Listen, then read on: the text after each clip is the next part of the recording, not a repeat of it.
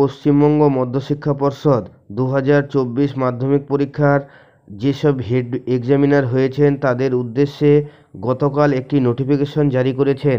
নোটিফিকেশনে কি বলা রয়েছে বিস্তারিত জেনে নিন।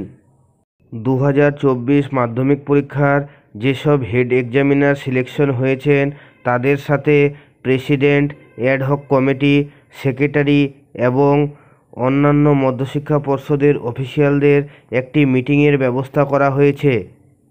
এই মিটিংটি হবে evaluation procedure, online process, PPR, PPS, RTI এবং অন্যান্য সব ম্যাটার নিয়ে।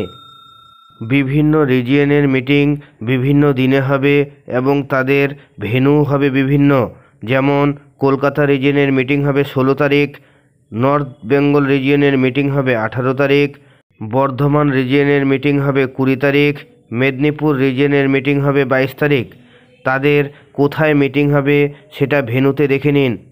হেড এক্সামিনারদের এই বছরের ট্রাভেলিং অ্যালাউন্সগুলি কীরকম হবে সেগুলি দেখে নিন। এই ট্রাভেলিং অ্যালাউন্স রেমুনারেশন পেমেন্টের সাথে একসঙ্গে দেওয়া হবে। যে কোনো আপডেট আসলে আমি আপনাদের সাথে শেয়ার করি। ভালো লাগলে লাইক দেবেন, শেয়ার করবেন।